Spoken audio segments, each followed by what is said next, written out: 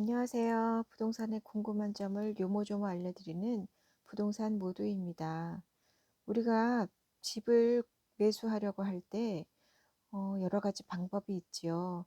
우리가 주택 매수에 필요한 자금이 모두 갖춰져 있고 매수 후에 바로 입주하는 경우도 있지만 투자의 목적으로 주택을 매수하는 경우도 있어요. 특히 투자의 목적으로 주택을 구입하는 경우에 매입하려는 주택의 예상 가격에서 현재 동원 가능한 자금을 뺀 나머지 금액을 어떻게 준비할 것인가에 대한 여러 가지 방법을 고려하게 되겠죠. 만일 이 차익이 해당 주택의 전세거래 시세와 비슷하다면 정말로 매수를 깊이 고려하게 되죠.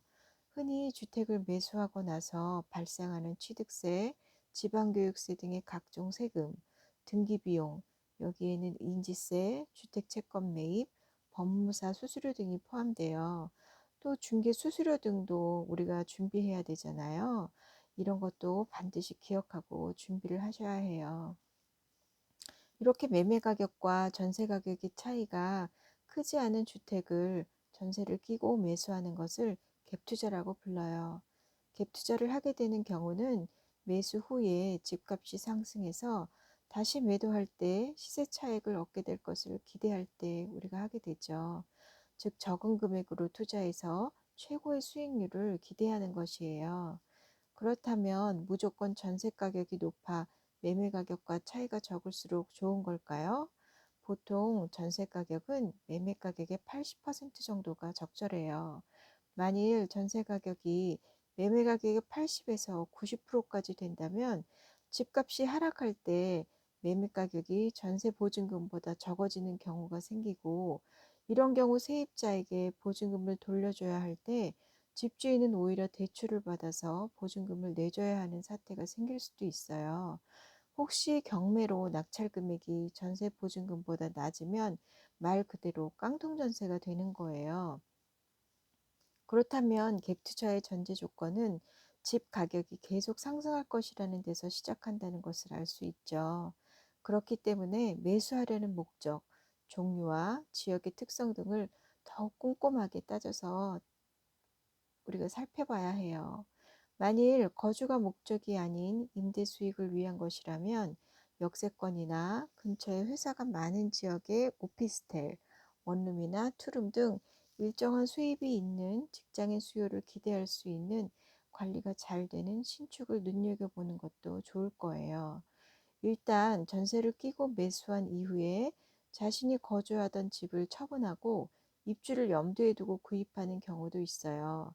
이런 경우에 매수인은 차후에 전세 보증금으로 반환해 줄 정도의 금액이 준비가 되는지, 만일 사업 세입자가 계약갱신 청구권을 주장할 경우까지 생각해서 세입자 본인도 4년 정도 거주할 수 있는 집이 준비되는지도 고려해야 돼요. 본인이 입주할 경우를 생각해서 주변의 교통, 학군, 생활 여건 등을 살펴보는 건 기본 중에 기본이겠죠. 다음은 투자의 목적으로만 접근하는 경우예요. 실제 거주하지 않는 경우 매도 시 양도세 부과 시에 받을 수 있는 장기 보유 특별 공제가 보유와 거주 기간에 따라서 각각 차등 적용되는 것을 명심해야 돼요. 아파트를 갭 투자하는 경우가 많으니 아파트를 예로 살펴볼게요. 요즘처럼 아파트 재건축 이슈가 뉴스에 많이 언급되니 재건축 아파트 갭 투자의 경우를 살펴볼게요. 재건축 대상이 되는 건축된 지 30년 이상 된 노후 단지는 투자 가치는 아주 높지만 전세 가격이 집 가격 대비해서 높지가 않아 갭 투자자 입장에서는 마련할 자금 부담이 큰 편이에요. 또한 오래된 주택인 만큼 수리해야 할 부분들이 신축보다 많이 발생해 재건축 전까지 임대인으로서 신경 써야 할 부분도 많은 편이고요. 특히 조합 설립된 이후에 매매 가격은 더욱 상승하는 반면 세입자 입장에서는 거주 기간을 보장받지 못한다고 여겨서 세입자 구하는 데 조금 어려움이 있을 수도 있어요. 갭 투자자가 가장 선호하는 타입은 현재 집주인이 거주하고 있는 경우예요. 매도인이 전세 임차인으로서 시세만큼의 전세금을 안고 그대로 거주할 수 있죠. 집주인 입장에서는 바로 이사 가지 않아 이사 비용을 절약할 수 있고, 아니면 여유 있게 이사갈 집을 알아볼 수 있는 시간적 여유도 가질 수가 있어요. 또한 세입자 입장에서는 전세 금액만큼의 여유가 생겨 좀 더 넉넉하게 자금 계획을 세울 수도 있죠.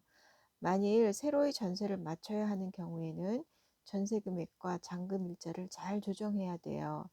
매수를 계획할 때에는 전월세 찾는 수요가 많다가도 막상 잔금일에 맞춰 세입자를 구할 때 애를 먹는 경우가 종종 있거든요. 또 다른 경우는 전세 금액을 너무 높게 잡아 잔금일까지 실제 세입자를 맞추지 못해 곤란해지는 경우도 있으니 무엇보다 세밀한 자금 계획이 필요해요. 어떠신가요? 갭 투자에 대한 큰 그림 그리는데 도움이 되셨나요?